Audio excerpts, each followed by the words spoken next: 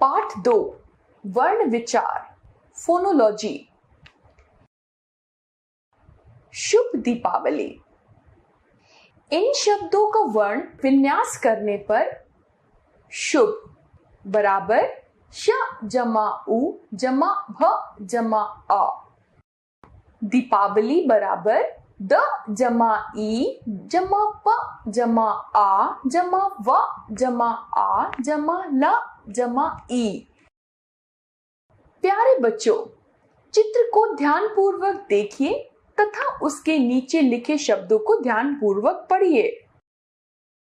यहाँ शुभ दीपावली शब्द बोलने के लिए उन छोटी छोटी ध्वनियों का उच्चारण करना होता है जिनसे मिलकर ये शब्द बने हैं। शुभ और दीपावली शब्दों में प्रयुक्त ध्वनियों पर विचार करने से पता लगता है कि इनके और छोटे टुकड़े नहीं किए जा सकते हैं।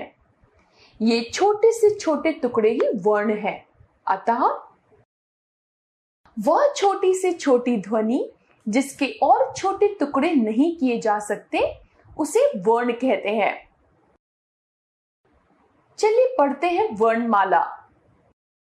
वर्णमाला का शाब्दिक अर्थ है वर्णों की माला या वर्णों का समूह।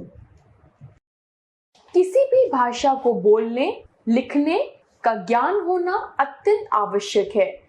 वर्णमाला के वर्णों के ज्ञान के अभाव में किसी भी भाषा को पढ़ना लिखना संभव नहीं है। हर भाषा में वर्णों की एक निश्चित व्यवस्था होती है। अतः किसी भाषा में वर्णों का व्यवस्थित समूह वर्णमाला कहलाता है। वर्ण के भेद। वर्णों को दो भागों में विभाजित कर सकते हैं। पहला स्वर, दूसरा व्यंजन। पहला स्वर। स्वर वे वर्ण होते हैं जिन वर्णों का उच्चारण स्वतंत्र रूप से होता हो तथा उनके उच्चारण में अन्य वर्ण की सहायता की आवश्यकता नहीं पड़ती है, उन्हें स्वर कहते हैं। हिंदी भाषा में स्वर वर्णों की संख्या 11 है। ये स्वर हैं अ, ई, उ, री, ए, ओ, औ। स्वर के भेद। स्वर के 3 भेद होते हैं। पहला हास्य स्वर, दूसरा है दीर्घ स्वर, तीसरा है प्लुत स्वर। पहला हास्य स्वर। वे स्वर जिनके उच्चारण में सबसे कम समय लगता है उन्हें हास्य स्वर कहते हैं। ये 4 हैं अ, ई, उ, री। दूसरा है दीर्घ स्वर। वे स्वर जिनके उच्चारण में ह्रस्व स्वरों से दुगना समय लगता है उन्हें दीर्घ स्वर कहते हैं। ये 7 हैं आ, ई, उ, ए, ओ, औ। तीसरा है प्लुत स्वर। वे स्वर जिनके उच्चारण में ह्रस्व स्वर से 3 गुना अधिक समय लगता है उन्हें प्लुत स्वर कहते हैं। प्रायः इस स्वर का प्रयोग किसी को बुलाने के लिए किया जाता है। इसका चिन्ह ये है, जैसे हे राम, सुनो, ओम आदि। स्वरों की मात्राएं। स्वरों के बदले हुए रूप को मात्रा कहते हैं। हिंदी में स्वर वर्णों को मुख्यतया 2 तरह से प्रयोग किया जाता है। पहला मूल रूप में। चलिए पढ़ते हैं पहला मूल रूप में। जब किसी शब्द की शुरुआत स्वर वर्ण से होती है तो स्वर का प्रयोग मूल रूप में किया जाता है, जैसे अमर, अकबर, उदय, आम, ऊन, अरब आदि। दूसरा मात्रा के रूप में। किसी शब्द के बीच में स्वर का प्रयोग होने पर स्वर का प्रयोग उसकी मात्रा के रूप में किया जाता है, जैसे कमल, राम, सुई आदि। स्वर और उसकी मात्राएं। आ को छोड़कर और उनसे बने शब्द इस प्रकार हैं। स्वर, मात्रा, शब्द। स्वर आ, मात्रा कोई नहीं, शब्द हैं अमर, अजय, असम।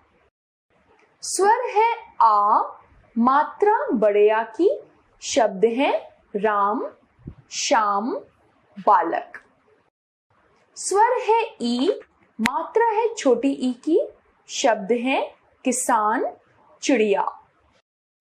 स्वर है ई, मात्रा है बड़ी ई की, शब्द हैं ईख, झील, पीपल। शब्द है ऊ, मात्रा है छोटे ऊ की, शब्द हैं उम्र, कुशल, उपदेश। स्वर है ऊ, मात्रा है बड़े ऊ की, शब्द हैं क्रूर, कूल, सूरज। स्वर है री, मात्रा है री की, शब्द हैं कृति, मृतक, कृपा। स्वर है ए, मात्रा है ए की, शब्द हैं विजेता, एकाएक, केरल। स्वर है ए, मात्रा है ए की, शब्द हैं जैसा, कैंसर, सदैव। स्वर है ओ, मात्रा है ओ की, शब्द है ओस, कटोरी, भोजन। स्वर है औ, मात्रा है औ की, शब्द है कौरव, गौरव, मौसम। दूसरा है व्यंजन। वे वर्ण जिनके उच्चारण में स्वर वर्णों की मदद लेनी पड़ती है तथा उच्चारण के समय हवा मुंह से बाहर निकले, उन्हें व्यंजन कहते हैं। हिंदी में व्यंजन वर्णों की संख्या 33 है। हिंदी के व्यंजन निम्नलिखित हैं। कवर्ग, क ख ग घ अंगा। चवर्ग, च छ ज झ इया। टवर्ग, ट ठ ड ढ अणा। तवर्ग, ता थ द ध न। पवर्ग, प फ ब भ म। अंतस्थ, या रा ल व। ऊष्म, श श स ह। संयुक्त, छ त्र ज्ञ श्र। आगत वर्ण, ज फ आ। अन्य, ड ढ। इन्हें द्विगुण व्यंजन भी कहते हैं। व्यंजन के भेद। व्यंजन को 3 भागों में विभाजित कर सकते हैं। पहला स्पर्श व्यंजन, दूसरा अंतस्थ व्यंजन, तीसरा ऊष्म व्यंजन। पहला है स्पर्श व्यंजन। वे व्यंजन वर्ण जिनका उच्चारण करते समय मुख से निकलने वाली वायु उच्चारण स्थान को छूकर निकलती है, उन्हें स्पर्श व्यंजन कहते हैं। क से मा तक के वर्ण मुख के विभिन्न भागों में जीवा के स्पर्श से बोले जाते हैं। इनकी संख्या 25 है। दूसरा है अंतस्थ व्यंजन। वे व्यंजन वर्ण जिनका उच्चारण स्वर और व्यंजन के बीच का होता है। इनके उच्चारण के समय जीभ मुंह के किसी भाग को पूरी तरह से स्पर्श नहीं करती है। ये संख्या में 4 हैं। य, र, ल, व। उन्हें अंतस्थ व्यंजन कहते हैं। तीसरा है ऊष्म व्यंजन। वे व्यंजन वर्ण जिनका उच्चारण करते समय मुख से विशेष प्रकार की गर्म वायु निकलती है, इसलिए उन्हें ऊष्म व्यंजन कहते हैं। इनकी भी संख्या 4 है। श, श, स और ह ऊष्म व्यंजन कहलाते हैं। उच्चारण स्थान के आधार पर व्यंजन भेद। व्यंजनों का उच्चारण मुंह के विभिन्न भागों से होता है। अतः व्यंजनों का उच्चारण स्थान भी अलग अलग होता है। इन व्यंजनों के उच्चारण स्थान निम्नलिखित हैं। उच्चारण स्थान स्वर तथा व्यंजन। उच्चारण कंठ, स्थान गले से। स्वर तथा व्यंजन अ, अह, क, ख, ग, घ, अंगा, ह। उच्चारण तालव्य, स्थान कठोर तालु से। स्वर तथा व्यंजन ई, च, छ, ज, झ, इय, य, श। उच्चारण मूर्धन्य, स्थान कठोर तालु के अगले भाग से। स्वर तथा व्यंजन री, ट, ठ, ड, ढ, अण, ठ, ड, र, श। उच्चारण दंत्य, स्थान दांतों से। स्वर तथा व्यंजन त, थ, द, ध, न, ल, स, ज। उच्चारण ओष्ठ, स्थान दोनों ओठों से। स्वर तथा व्यंजन उ, प, फ, ब, भ, म। उच्चारण दौंतष्ठ्य, स्थान ऊपरी दांत व निचले होंठ से। स्वर तथा व्यंजन व, फ। उच्चारण नासिक्य, स्थान नाक से। स्वर तथा व्यंजन अंग, ड, इय, अण, न, म। उच्चारण कंठ तालव्य, स्थान कंठ तथा तालु से। स्वर तथा व्यंजन ए। उच्चारण कंठोष्ठ्य, स्थान गले तथा होंठ से। स्वर तथा व्यंजन ओ, अ। श्वास, वायु की मात्रा के आधार पर व्यंजनों का वर्गीकरण। इस आधार पर व्यंजनों को दो वर्गों में विभाजित किया गया है। क अल्प प्राण व्यंजन, ख महाप्राण व्यंजन। क अल्प प्राण व्यंजन वे व्यंजन जिनके उच्चारण में कम समय तथा कम वायु की आवश्यकता होती है, उन्हें अल्प प्राण व्यंजन कहते हैं। हर वर्ग का पहला, तीसरा और पांचवा व्यंजन ड, य, र, ल और व अल्प प्राण व्यंजन है। उदाहरण कवर्ग, पहला का, तीसरा ग, पांचवा अंगा। ख महाप्राण व्यंजन वे व्यंजन जिनके उच्चारण में समय तथा वायु अधिक मात्रा में व्यय होती है, उन्हें महाप्राण व्यंजन कहते हैं। हर वर्ग का दूसरा और चौथा व्यंजन ढ, श, श, स, ह महाप्राण व्यंजन है। जैसे कवर्ग, दूसरा ख, चौथा घ।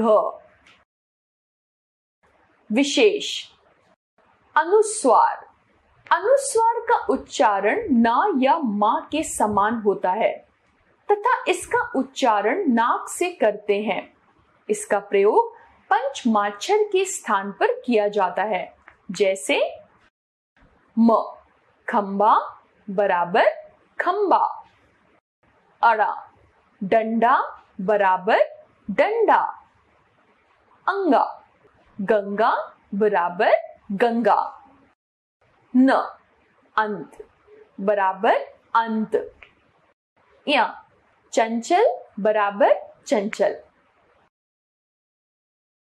दूसरा है अनुनासिक, जिसके उच्चारण में हवा नाक और मुंह दोनों से निकलती है, उसे अनुनासिक कहते हैं। इसे चंद्र बिंदु भी कहा जाता है। उदाहरण मांद, बांस, पांच, दांत, मुंह, गांठ आदि। अनुनासिक का प्रयोग चंद्र बिंदु के रूप में किया जाता है, परंतु जिन वर्णों में शिरोरेखा के ऊपर मात्रा होती है, अर्थात ए, ओ और औ मात्राओं के साथ इसका प्रयोग अनुस्वार अर्थात बिंदु के रूप में प्रयोग किया जाता है। जैसे मैं, हैं, भोपू, पोपो आदि। तीसरा है विसर्ग। अक्षर के अंत में लगने वाले दो बिंदुओं को विसर्ग कहते हैं। इसका प्रयोग प्रायः तत्सम या संस्कृत शब्दों के साथ किया जाता है।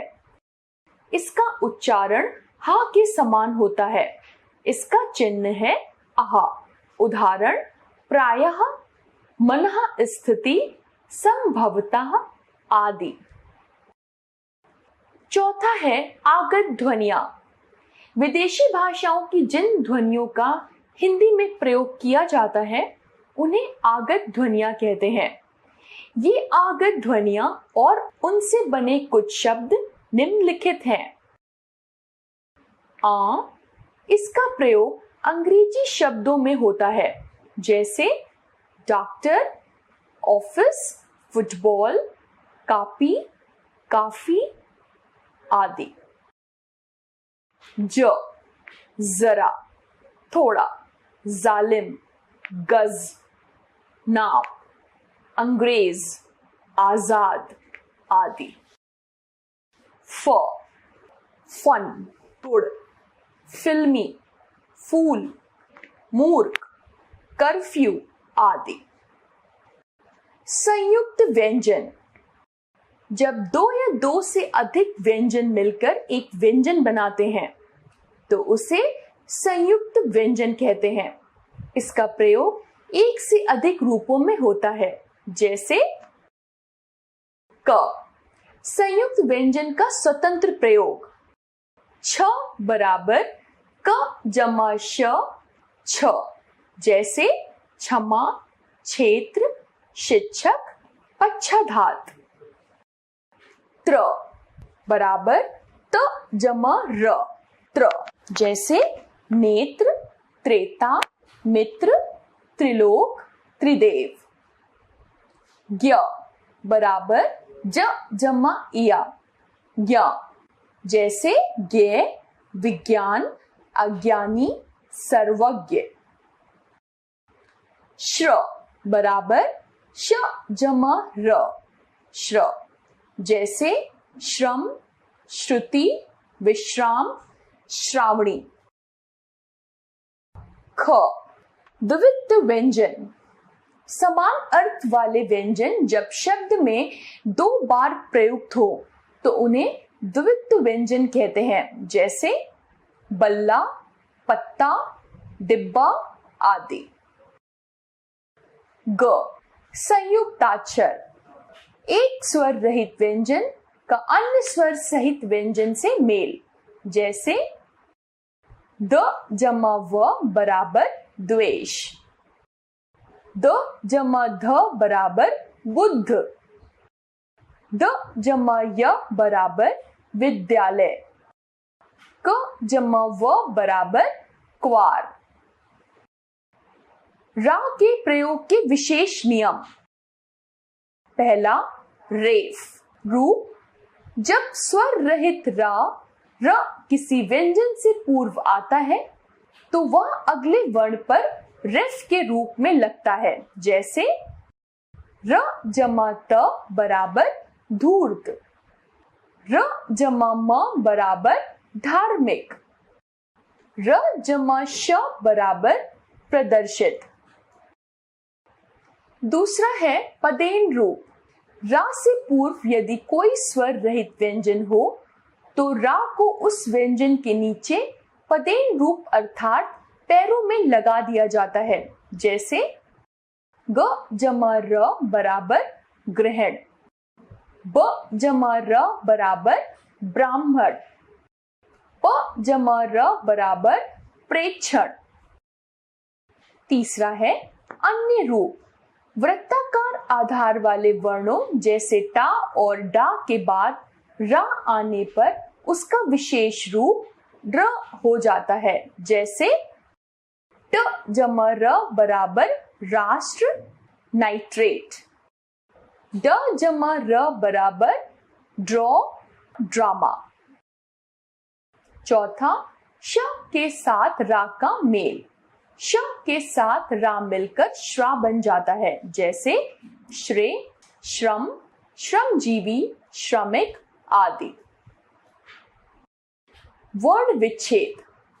किसी शब्द की रचना विभिन्न वर्णों के सार्थक मेल से होती है। शब्द में प्रयुक्त वर्णों को अलग अलग करके लिखना ही वर्ण विच्छेद कहलाता है। जैसे अमर बराबर अ जमा म जमा अ जमा र जमा अ। हिसाब बराबर ह जमा ई जमा स जमा आ जमा ब जमा अ। वीरता बराबर व जमा ई जमा र जमा अ जमा त जमा आ।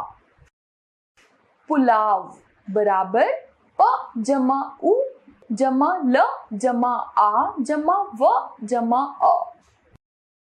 ऋषि बराबर रि जमा श जमा ई। नृप बराबर न जमा री जमा प जमा अ। कौरव बराबर क जमा औ जमा र जमा अ जमा व जमा अ। हरकत बराबर ह जमा अ जमा र जमा अ जमा क जमा अ जमा त जमा अ। सुशोभित बराबर स जमा उ जमा श जमा ओ जमा भ जमा ई जमा त जमा अ। सौभाग्य बराबर स जमा औ जमा भ जमा आ जमा ग जमा य जमा अ। आभास बराबर आ जमा भ जमा आ जमा स जमा अ। अन्न बराबर अ जमा न जमा न जमा अ।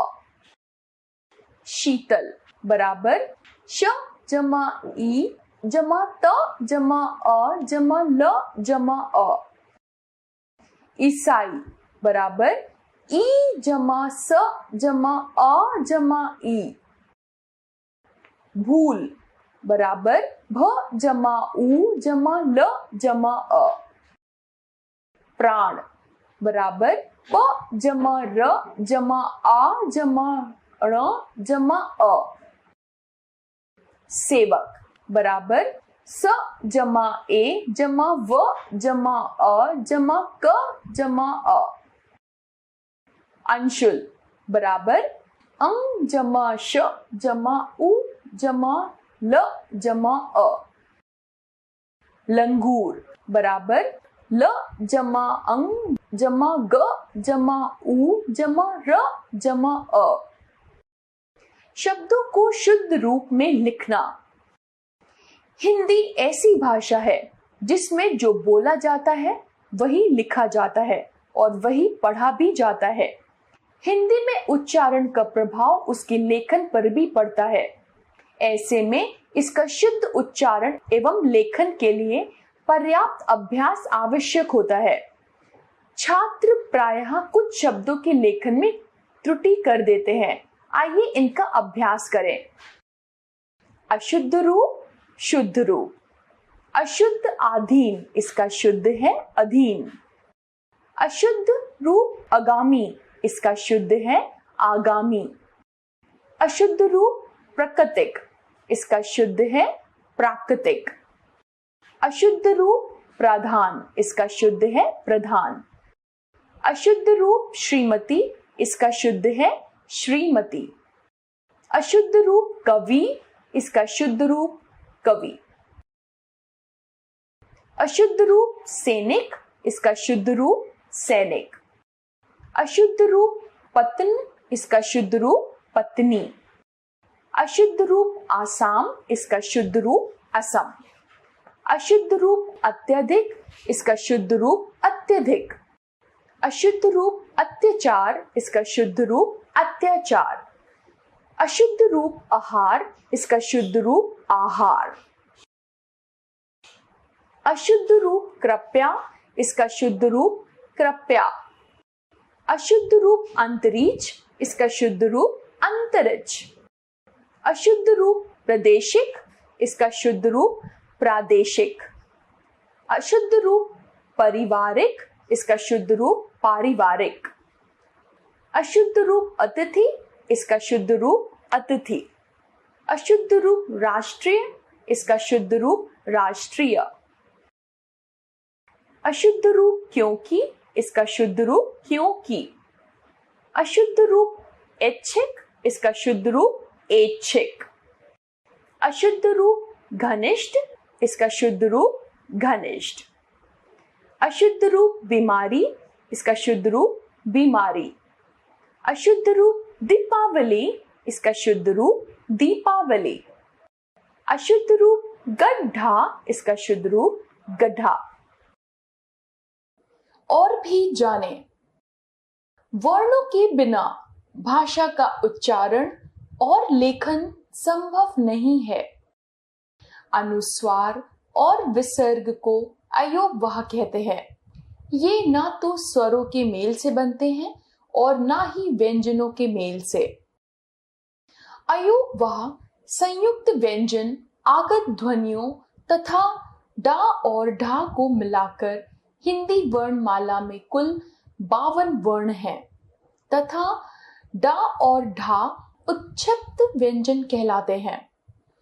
हिंदी वर्णमाला में स्वर और व्यंजन वर्णों को अलग अलग समूह में एक साथ रखा गया है। अंगा और डा अलग अलग व्यंजन वर्ण हैं। आपने सीखा छोटी से छोटी ध्वनि जिसके और टुकड़े ना किए जा सके वर्ण कहलाती है। वर्ण भाषा का आधार एवं सबसे छोटी इकाई है। वर्णों का व्यवस्थित समूह वर्णमाला कहलाता है। वर्णों के 2 प्रकार हैं, पहला स्वर, दूसरा व्यंजन। स्वर वर्णों को स्वतंत्र रूप से बोला जाता है। स्वरों की संख्या 11 है, जिनमें 4 हास्व एवं 7 दीर्घ स्वर है। व्यंजनों को स्वरों की मदद से बोला जाता है। व्यंजनों की संख्या 33 है। व्यंजन के 3 प्रकार है, पहला स्पर्श व्यंजन, दूसरा अंतस्थ व्यंजन, तीसरा ऊष्म व्यंजन। व्यंजनों का उच्चारण मुख के अलग अलग भागों से होता है। श्वास या प्राण की मात्रा के आधार पर व्यंजन के 2 भेद हैं, पहला अल्प प्राण, दूसरा महाप्राण। छ, त्र, ज्ञ और श्र संयुक्त व्यंजन कहलाते हैं।